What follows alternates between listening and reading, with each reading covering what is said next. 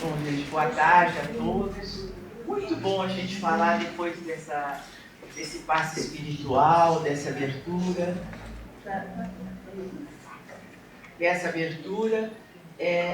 Já a gente encontra a sala preparada. Então, quando a gente fala em firmeza e constância, às vezes nós temos um pouco de dificuldade em fixar nossos pensamentos, nossas preces. Às vezes a gente fala assim, orar e vigiar, orar e vigiar. Às vezes você está orando e sua cabeça vai para lá, às vezes até aqui. Porque quando você vem ao centro, você já se predispôs. Saiu de casa, já veio para casa, já veio. E mesmo assim o pensamento às vezes voa. Então, como que a gente vai garantir essa firmeza e essa constância? Primeiro, existe uma coisa muito séria, que é aquela pessoa que ora, mas não age. Então, não há fé e não há crença sem obras. Então, este capítulo fala também disso, que é muito importante não só nós orarmos. Orar é uma preparação maravilhosa, mas nunca esqueçam de agir conforme a oração. Porque a oração em si, senão todo mundo morava no alto do Tibete, ficava meditando e a vida acontecia maravilhosamente bem. Mas nós estamos aqui, nós somos assim de carne e osso e nós vivemos nesse mundo conturbado, que eu acho que faz até parte da nossa história de vida. Se nós nascemos aqui, neste país, enfrentando algumas coisas, é porque nós tínhamos que entender e crescer nessa realidade. Então, nunca nós nos revoltemos. Quando a gente fala em firmeza e constância, é também a não revolta. E quando a gente fala em não revolta, é também ter fé. Porque a pessoa que tem fé, ela não se revolta. Porque ela acredita no tempo de Deus. Isso é muito importante, porque o nosso tempo é um. Então, às vezes a gente pede uma coisa ou se esforça. Às vezes não é só pedir orando, é também fazer a sua parte. E a coisa não acontece. E é aí que você perde a constância. Mas você não entende que às vezes o seu tempo, a rapidez que você queria aquela resposta, não é o tempo de Deus. E o tempo de Deus é sábio. É porque algumas outras coisas iam acontecer nesse meio tempo que iam até melhorar essa resposta que você está pedindo. Tem uma frase que diz, cuidado com o que você pede porque você consegue. Então, às vezes é isso. Às vezes demora porque a gente está pedindo uma coisa que não é para o nosso bem. E nós, às vezes, não entendemos isso. Nós estamos fixados naquela certeza. Agora, tem uma coisa. Como que nós vamos ter essa firmeza? Então, nós vamos chegar num capítulo que todo mundo fala, num assunto que aqui é falado. É preciso que vocês encontrem dentro de vocês a paz necessária na hora da oração. Não adianta dizer, eu vou orar porque eu não posso passar o dia sem rezar, então eu vou correndo e rezo. Não é assim. A oração é um encontro com uma força maior, é um encontro com o Criador. Então, para você encontrar, você tem que encontrar dentro de você o que é similar a essa força. Então, você tem que se preparar. Às vezes é uma música, às vezes é um lugar calmo, às vezes tem determinadas pessoas que têm uma facilidade de se abster do mundo exterior e conseguir se interiorizar. Mas não são todas que são assim. Então, a primeira coisa, quando você vai querer se unir a Deus, entender e receber essa resposta, é realmente você estar no mesmo a sintonia com o plano espiritual. E aí a gente fala assim, puxa vida, mas eu fiz tanto, eu me esforcei tanto e não consegui. E aquele outro que não fez nada conseguiu tudo. E aí o que nós estamos fazendo? Nós estamos duvidando de um dos princípios básicos do Espiritismo, que é a reencarnação. Nós não temos que olhar a vida do outro. A vida do outro é do outro, ele tem outras encarnações para pagar o que ele não está pagando nessa. Nós viemos num contrato que nós fizemos quando nós reencarnamos de passar por determinadas coisas. Que realmente todo esse nosso aprendizado, toda essa questão de se espiritualizar e principalmente de crescer como ser humano, vai fazer com que esses percalços, essas coisas, acidentes que vão acontecer na nossa vida sejam mais amenizados. A gente vê duas pessoas com a mesma doença, com a mesma idade, com tudo, e uma se cura, a outra não. Hoje já existe até dentro das faculdades de medicina, como cadeira nas faculdades de medicina, o espiritismo e a medicina. Então, por quê? Porque cientificamente eles provaram que quando as pessoas têm essa fé, têm essa espiritualidade, os grupos, um grupo que tenha isso e outro não, com o mesmo tratamento, com a mesma base, esse que tem essa espiritualidade consegue resultados muito melhores. Então, nós temos essas ferramentas na nossa mão. Nós temos a possibilidade de nos interiorizar. É impossível que todos aqui, em algum momento da vida, já sentiram essa energia, já sentiram este bem-estar. Não importa se foi por um segundo, não importa se você todo dia consegue, não importa se quando você, no auge do seu desespero, você conseguiu, e não importa aquele que consegue sempre e que, por uma missão de vida, consegue até espalhar isso para os outros. É tão bom quando a gente consegue estar nesse estado de alma em que você consegue passar para os outros isso. Então, é por isso que nós precisamos dessa firmeza. Porque nós não estamos aqui só para orar, vigiar e cuidar de nós. Nós viemos aqui com a missão amar a Deus sobre todas as coisas e ao próximo como a ti mesmo. Esse é o princípio básico. Então, o amar a ti mesmo também é um princípio básico. É isso que eu estou dizendo, essa concentração, essa interiorização. Todos nós temos esse poder. Não existe um ser humano, isso não é poder, porque ele tem mediunidade, porque ele frequenta, porque ele reza, porque ele está no alto do Tibete. Não. Todos nós temos possibilidade de acessar esse poder. Mas é difícil, porque nós precisamos nos despir de muitas coisas. Nós precisamos nos despir do orgulho, nós precisamos nos despir da dúvida, nós precisamos nos despir de ter a preocupação com a opinião dos outros. Então são várias coisas que nós precisamos trabalhar para conseguir essa interiorização e conseguir essa união. E aí é uma delícia. Por quê? Porque você pode, em todos os âmbitos, todo o âmbito da tua vida, você pode receber isso de volta.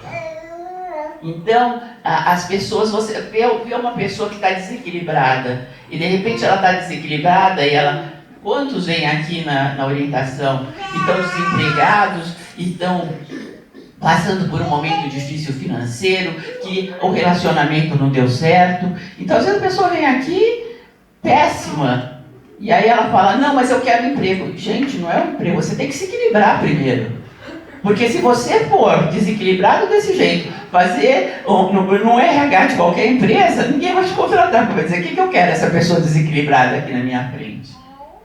Que é raivosa, que se irrita, que vê que não está bem. Não. A principal obrigação nossa é estar bem conosco, é estar bem para o mundo.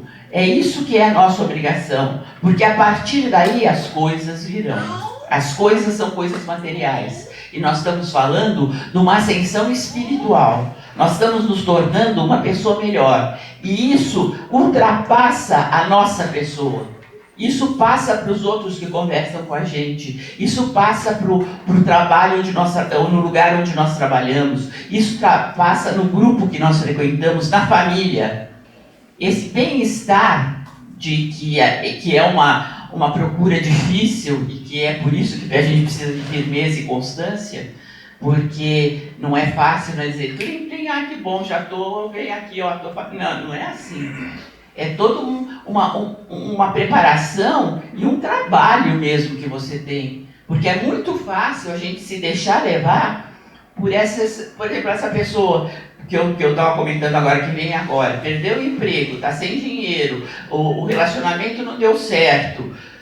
Ela acaba entrando num giro que ou ela sai e olha de fora para esse giro, ou então ela cada vez vai nesse círculo, ela vai sendo engolida. Da mesma maneira, se você se fortalece, se você faz essa intenção de ter esse trabalho, de ser uma pessoa melhor, de poder ajudar o próximo, de poder emanar essa luz, da mesma maneira as coisas virão para você. Então o tempo de Deus é o tempo em que nós estamos nos regenerando. É o tempo que as coisas acontecem quando devem acontecer, quando nós estamos preparados para receber. A quem muito é dado, muito é pedido. Então, vocês têm que pensar isso em todos os sentidos, hein? Quem é um grande empresário, ele pode ter a condição financeira, mas ele tem uma responsabilidade enorme. Ele tem pessoas e famílias que dependem dele. Ele não tem que cuidar da firma dele bem só para botar dinheiro no bolso, não. Ele tem que pensar que a firma dele sustenta famílias. Então é uma responsabilidade. Então, da mesma maneira, aquela pessoa que tem esse bem-estar, que consegue dentro da família, e nós sabemos que a família é uma prova muito grande, que ela não, como é que é? A reencarnação não erra de endereço, né? Ela sempre, a gente fala assim, não sei por que essa pessoa aqui caiu na minha família, não tem nada a ver com a gente. Tem muito a ver. Tem a ver do ponto de vista dessa pessoa rebelde, que veio ali para receber amor, para receber, vislumbrar a mudança que ela deve fazer, como tem a ver com quem tem que fazer essa mudança, com quem tem que aceitar, com quem tem que respeitar e com quem tem que não se revoltar. Então, esse trabalho de você se tornar uma pessoa melhor é um trabalho diário, é um trabalho difícil, ajuda, claro, você ler bons livros espiritualizados, ajuda você vir e ouvir uma palestra, ajuda você a fazer um trabalho, tantos trabalhos aqui no CRE, para você se equilibrar. Você pode fazer uma orientação e pedir, olha, não estou bem aqui, por favor, o que eu faço? E a pessoa vai te indicar um trabalho dentro do CRE que vai te dar este suporte. Mas a decisão é sua. A decisão é sempre individual. Por mais que você, depois dessa palestra, você passe naquela sala maravilhosa que está sendo preparada pelo plano espiritual e pelos médios que vão dar o passe, que vibram todo o amor, tudo para vocês. Se vocês não se ligarem a um plano espiritual, não quiserem se despir, como eu disse, desses sentimentos negativos, desses sentimentos de fazer mal aos outros, tudo isso não vai existir nada, não está no nosso poder fazer plim-plim e as pessoas virarem anjo. Que é até uma coisa que nos cobram, né? Eu não sei se vocês, quando vocês falam assim, você tem uma atitude mais assim, que a gente é humana, de repente acontece alguma coisa, a gente tem uma atitude mais áspera, a pessoa liga para mim, mas você é espírita? Como é que você está respondendo assim? Como se o fato de ser espírita desse duas asinhas aqui e que a gente virasse anjo, uma beleza. Não, essa é uma luta diária. E como alguém muito é dado, muito é pedido, a gente que estuda, a gente que conhece, a gente que sabe, tem mais responsabilidade. Tem mais responsabilidade em passar para os outros essa verdade, tem mais responsabilidade em ser exemplo para os outros, como todo ser humano passa por isso. Todo ser humano é exemplo para alguém. Então, vamos cuidar de ser um bom exemplo. Vamos cuidar de não desistir. Vocês sabem que numa enquete que teve, um estudo, se entrevistou vários empresários vencedores.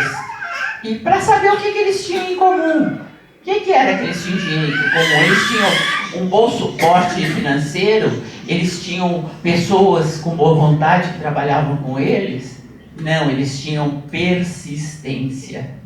E a mesma persistência que nós precisamos ter e que nós não podemos desistir. Desistir não existe em nada na vida. Claro que vocês têm que saber a diferença entre persistência e teimosia, né? Então, vamos fazer essa mentalização e pedir que todo o plano espiritual nos intua, né? Se aquilo que nós estamos tentando realmente é uma teimosia. Porque tem pessoas que falam assim, eu sou assim e não mudo de jeito nenhum. E eu sou assim mesmo. E quando eu ouço isso, eu tenho muita dó dessa pessoa. Porque se nós viemos aqui, nós viemos para crescer. Nós viemos para nos modificar. Nós estamos nos modificando cada dia. Cada conhecimento novo, cada palavra nova, cada atitude nova, nós estamos nos modificando. Tudo se modifica. Hoje mesmo se enxerga até os ensinamentos por um outro lado. Um lado mais humano, um lado mais atual.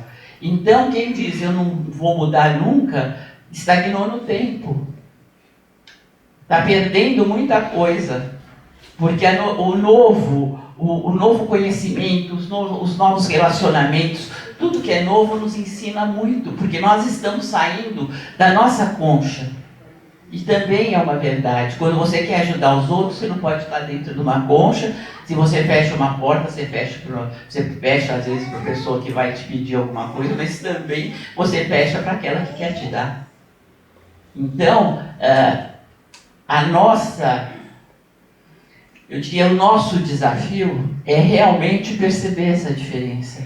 Perceber até onde a gente está sendo... querendo exercer essa bondade para com o outro, sentindo o outro como irmão, e até onde você está sendo explorado. Então isso também, dentro daquilo que você precisa amar a si mesmo, também é uma verdade. Você tem que enxergar quando, além, você está fazendo mais do que você teria que fazer, não que você espere recompensa, mas você vê que às vezes é só uma teimosia. Então a firmeza também requer que você tenha uma consciência. Como tudo na vida a gente deve fazer de uma maneira consciente, até a escolha da espiritualidade é uma coisa consciente. É muito importante que todos vocês entendam que o espiritismo é a boa nova, é uma ciência. Ele é explicado. Se você procurar, você tem explicação para muitas coisas da vida pelo Espiritismo. Então, conscientemente, você deve escolher que caminho você segue.